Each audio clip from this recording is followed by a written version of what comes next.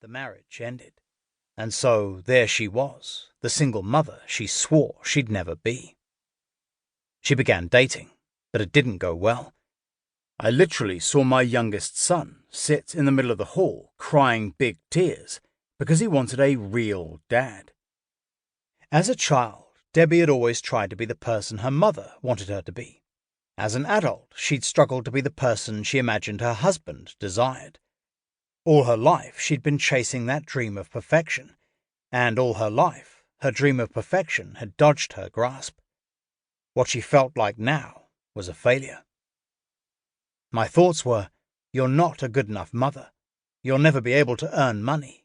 You're getting older. You'll never get a man and please him. On the 6th of June, 2007, at around 11 o'clock, Debbie sat on her bed, swallowed her pills with some cheap Shiraz, and put on a Dido CD to listen to as she died. Rousing a little later, she went downstairs to her computer, switched it on, and began composing a suicide note. Dear family, I write this as tears fall from my eyes. I fear that I will never see any of you again. I have been captured by the white men, and I am on a slave ship headed to a faraway land. She really did feel extremely odd. She nevertheless continued writing for a while, and then signed off. Goodbye forever, and be careful not to get caught as I did. Kunta Kinte. At around 3 that afternoon, one of Debbie's sons found her collapsed on the kitchen floor. She was rushed to hospital, where she eventually awoke, raging at herself. I was mad, she said. I'd messed it up. I was full of self-loathing for botching my suicide. I had so much self-loathing, I felt like it would crush me. Suicide is a mystery. It seems to go against everything we know about human nature in some elemental way. We're animals of progress. We're doers, strivers, fighters. Whether our aims are good or ill, we push and we push, building great cities, burrowing great mines, forging great empires, destroying climates and habitats and the limits of yesterday's fantasies, bending the forces of the universe to turn magic into the everyday. We want things, and we get them. We're greedy, ambitious, canny, relentless. Self-destruction has no place in this schema. It doesn't fit. Except it does. It must do. I wondered if there was a clue in Debbie's story about what it might be that can make the human self malfunction so utterly.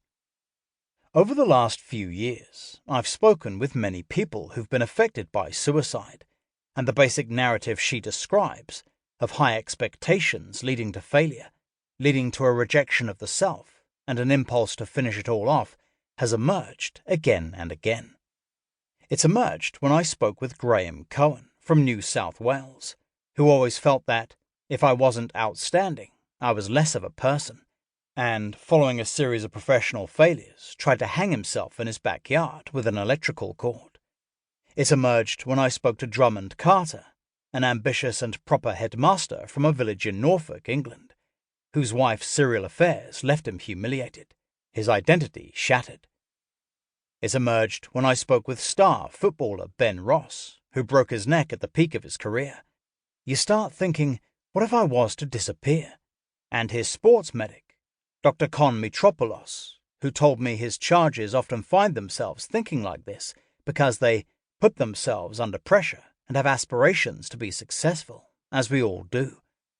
They feel anything's possible as long as you work hard, and yet life's not like that.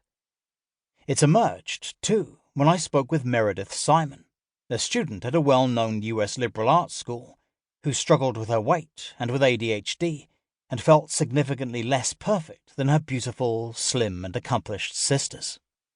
She began self-harming, and then, when she was 14, went into her ensuite bathroom, took a razor blade, and tried to kill herself by slashing her wrists.